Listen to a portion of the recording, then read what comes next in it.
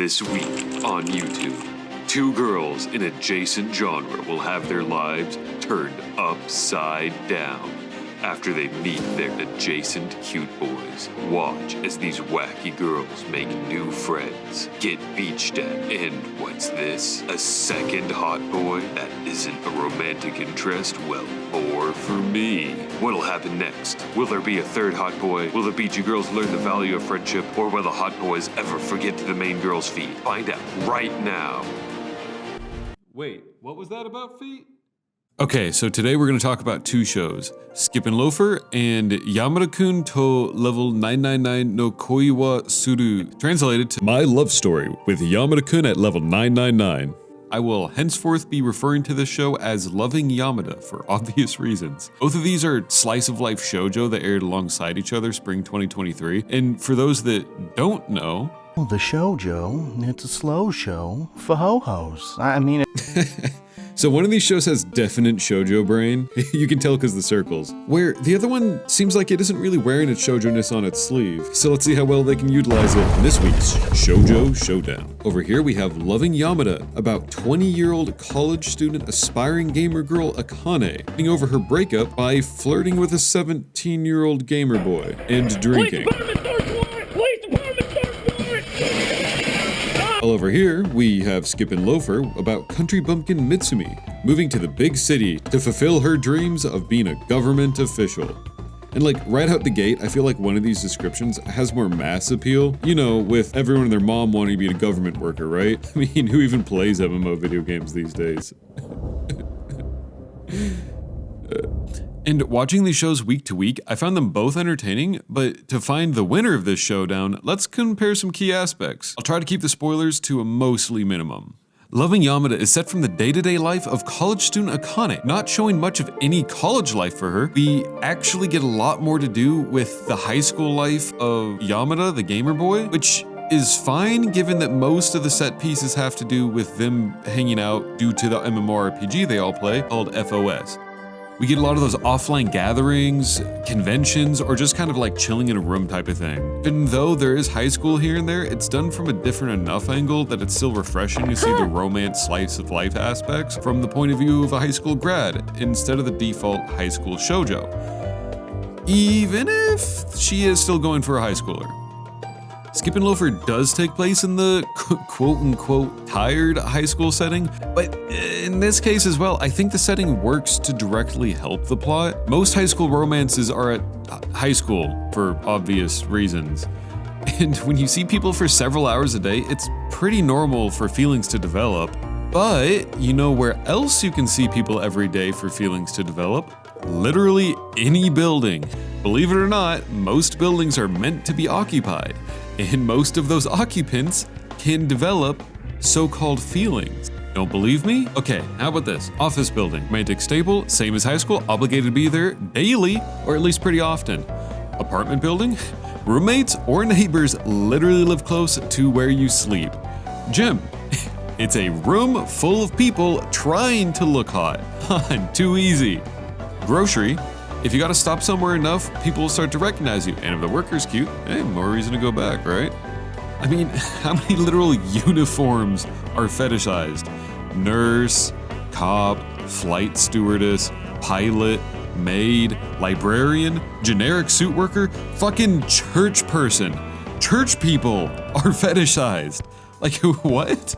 Like, school uniform? Crap, that went a little off topic, didn't it? Yeah, school may be one of the most likely places to find love, but there's so many other options that sometimes it'd be nice to see them, right? But, hear me out, this isn't one of those cases, for two mondo main reasons. One being the fact that this is a fish out of water story, because who doesn't like a fish out of water? So, being that she's in high school, the whole moving thing leads to that fish being even more out of water. Because it's scary enough to move to the city already when you aren't a teenager starting high school for the first time. And reason number B, where it is a shoujo, it takes these aspects and molds them into a genuine coming-of-age story for quite the number of characters in the cast. The high schoolers act like high schoolers and the adults like adults. There's plenty of shoujo melodrama to be had. but it's done in such a realistic way that the setting adds to the believability. Oh, and speaking of melodrama, both shows have all the normal flavors of friend: the best friend, the chubby wholesome friend, the jealous beachy one, the feminine yet masculine hot boy, shy girl going through her own thing right now, but don't worry, she'll get to know the others and then she'll like them. Loving Yamada has the gamer variant, go figure, while Skipandloafer tries to fit character study amount of nuance into the supporting cast. Probably because tonally, this one is trying to be character driven first, while this one's kind of just trying to be shoujo brain fun first, which isn't really an issue for it. Let's take these characters for example. They have pretty parallel arcs of liking the main boy, getting jealous of the main girl, being bitchy towards her, then learning the value of friendship and rooting for the main pair. It does feel dramatically different in both cases though, where in Skip it's pretty honest look at a shallow teenage girl sticking with the group because she likes the guy. The characters in this show being strongly written means that most of them aren't going to stand for her being vain, even if they aren't aggressive towards her about it. When first brought to attention, her using the main character really kind of brings down the mood of several characters, but not enough for any confrontation with her. Well, you could call this a pretty cathartic jab at her, but 江頭さん、もう少し肩の力を抜いてもいいんじゃない？その方がきっと楽しいよ。え？何それ？何それ？ yeah, screw you. No, we'll sympathize with her later. Don't worry about it. Still fun. And due to how nice this group seems, it's like her confrontation is more internal as she befriends the group more honestly, trying to let herself open up to the emotional honesty, leading to one of my favorite quotes in the show. やだよ。今更恥ずかしい。いいじゃないの恥ずかしくて。恥ずかしいとこあるくらいが可愛いわよ。 Which, God, I love that quote. There's such a splendor coming from the aunt that gives this fully palpable feeling of an adult giving advice so down to earth, you're gonna need a full team of minors to find it. Hot damn. Okay.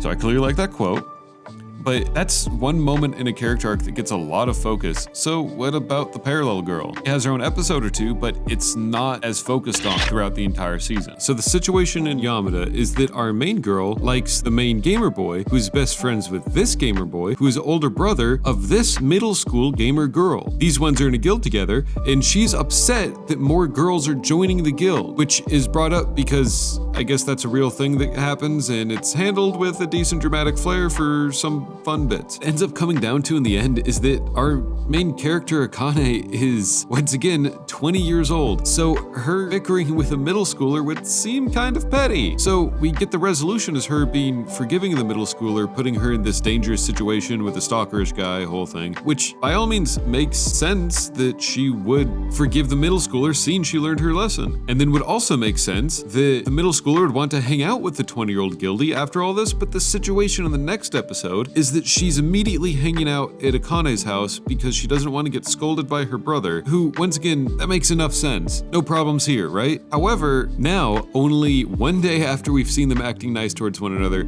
she starts trying to set up the main duo by literally pushing them into another.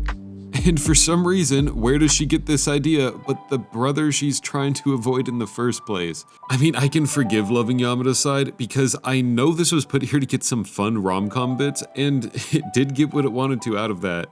But this does make me appreciate this just a little bit more. But again, that doesn't mean that this makes me appreciate this any less. Oh yeah, and this part of Loving Yamada brought out some really weird editing.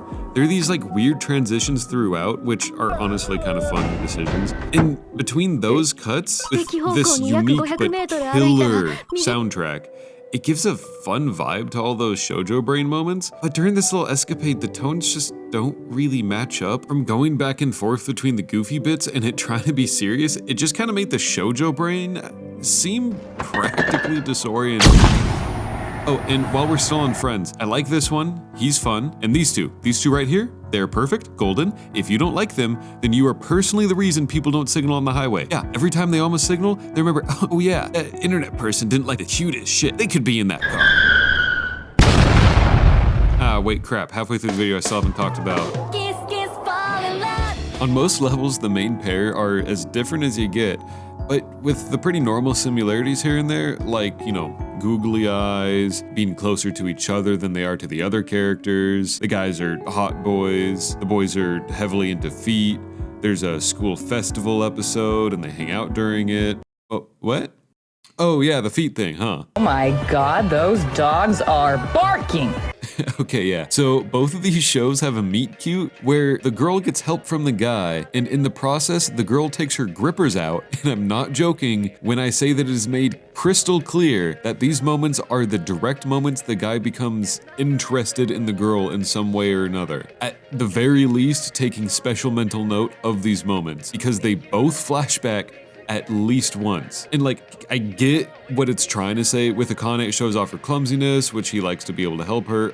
I think that's what's going on here. And with Mitsumi, it shows off her determination to succeed and the standards she sets for herself and how hard she tries. Look, clearly neither of the boys are complaining about it. So do what you will with that information. Put those grippers away! But hey, there's a lot more to these girls than their steppers. Many mornings I woke up confused in my dreams. I do anything I want to you. Akane is a fun fit to the whole shoujo side of things, but to be honest, she doesn't really extend too much further than that.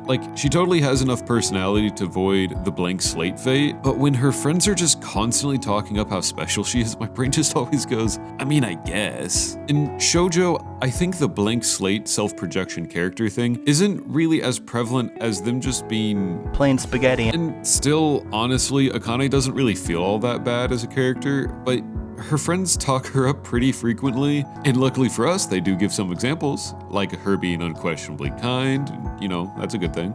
She opens up to people almost immediately, which is unique enough to take notice in, even talk about, even if it is kind of normal in a bunch of shoujo brain shows. And the whole clumsy goofiness thing puts a nice little charm on the whole thing, even if that too is kind of a normal protag trope. So, where's my problem, right? Because honestly, she is kind of a fun wreck and it makes it really entertaining to watch in the context of this show. Parts of her do still seem a little plain spaghetti, but she's honestly not a bad character. So, there's a time and a place for that, and the show isn't pretending to be anything it's not.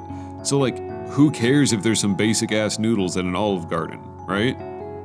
Okay, so I like this show, I do, but when watching these back-to-back, it kind of made Skipandloafer go from this fun, well-written slice of life, seinen thing, into what I would call a seinen shojo?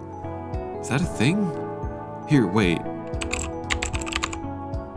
Okay, so I just looked up seinen shoujo, and there's this thing called josei. I don't know if I've heard about that before.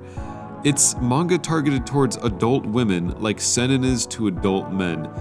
And yeah, look at a lot of these. That fits.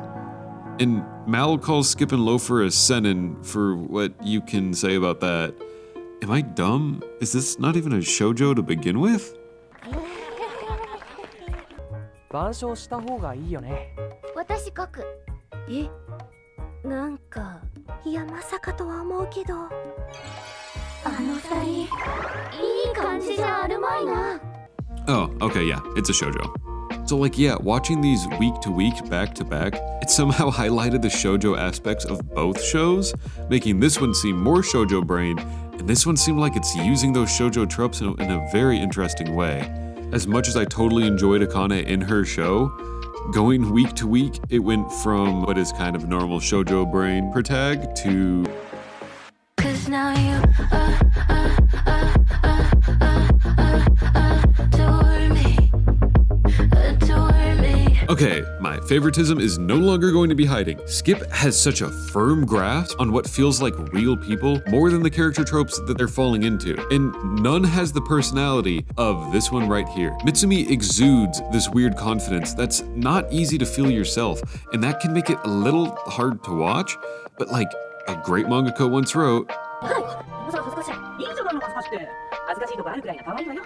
Oh, is that my favoritism again? Yes, it is. And a cringe of her doing things like this is endearing to these characters to such an extent that we don't need anyone sitting down and saying it out loud. You just see her do something like kind of odd and cringy, and people go, wait, what? You son of a bitch. I'm in. The main cast all seem pretty different, and some of them at times confrontational, but through Mitsumi, it feels so believable that she's the type of person to make people around her feel like people can be good. It makes us want to believe them. And the way that rubs off on these characters around her is so infectious and wholesome, especially when it comes to I'd give my last time to hold them tonight. I'd do anything for that boy. this one is a cat, this one is a dog. No further questions. The titular Yamada is our flavor of gamer hot boy and a pro FPS player that meets Akane in an MMO. Hijinks ensue, and now they're seeing each other frequently enough. Titular loafer, Sosuke, is... wait, is he skip or loafer? Like, he loafs around, but he also skips class, right? And like, she skips around, but loafers can be associated with school, right? And she's like changing schools. Plus, Mitsumi takes her loafers off, so it could be that. Or is it just saying that both characters need to skip and loafer? I don't think it's that one. Like, both shows have this I can fix him thing going for them, another shoujo tropo. And honestly, with both of the boys, the helping influence of the girls is actually pretty realistic. So, the thing with Yamada is that, and I mean this is no joke, but I kind of took it that he's implied to be a bit on the autistic spectrum. And like the way that some characters talk about him is kind of implied that something like that is the case, to a relatively minor extent, mind you. But like, he often has difficulty expressing himself, not always understanding social cues, feeling some of his more expressive moments being happy that he picked up on a social cue. And since that does kind of seem to be the case, his relationship with Akane is helping him understand people more, and he seems to some extent like the feeling of being relied on by her. That social and emotional trust that she's putting in him. And since she is so upfront, it does seem like it would be a pretty healthy relationship between the two. But like, as much as I believe that, I do believe that the show doesn't really sell me that Akane is the only person that could help him, which is like maybe one of the only aspects that I do feel like is supposed to lead to self-projection, so that we are the viewer like, wait a minute, I can fix him. I do think that she is the best choice the show gives us, mind you, but it does kind of feel like someone else could fit into that slot, viewers included. And like, the romance elements seem to follow some more tropey bits, like the whole, oh, I need to chase after her type of thing. But I don't hate it, it's fun, as I said, it knows what it's doing, and it's not bad in that aspect at all. In fact, the relationship is pretty believably healthy between the two, so I'll give them that. However, if we're talking about Mr. and Miss Skipping Loafer, it feels like Mitsumi's brand of wholesome was specifically made for someone like Sosuke.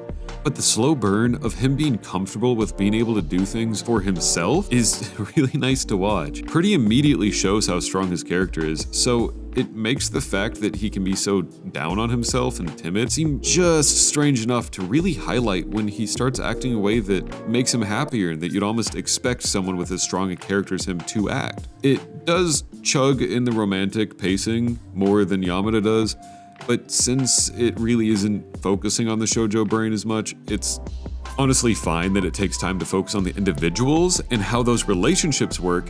In fact, in the end, I kind of preferred it that way. And both shows are only done with their season 1, but they both ended up doing pretty well. Well, actually, at the end of Yamada, it was super cute in the last episode, you know, minor spoilers, but the last scene plays like this weird flashback where he goes,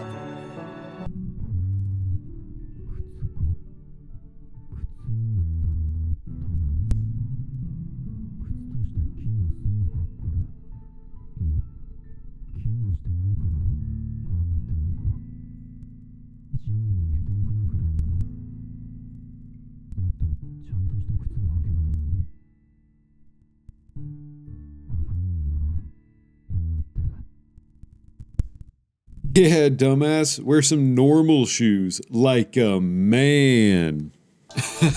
And like, what? It was so cute before that. And then in the final stretch, he decides to have a hashtag gamer moment. So how are these faring in the showdown? Well, yeah, go and watch this one if you're in the mood for an above average shoujo brain popcorn show. And honestly, go watch this one. I don't know a mood I'd be in where I wouldn't enjoy this show. Just go watch it. Hopefully you don't feel spoiled too much so you can go and watch both of them. And honestly, I would kind of recommend, if you want to watch both of them, doing it within the same month, and you'll kind of get what I meant about the whole, they complement each other in the very weird way.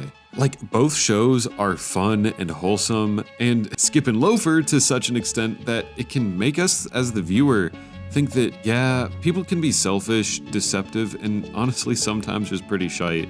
But people as a whole aren't bad. And yeah, a lot of the entertainment industry is pretty max level shady, but as long as I see people in it trying to show us stories like these and convince us that this wholesome shit is who people are, and as long as I see people risking diabetes watching shows this sweet, I'll do my damnedest to look at how great people can be and believe them. Like, right? Have a good night. Drive safe.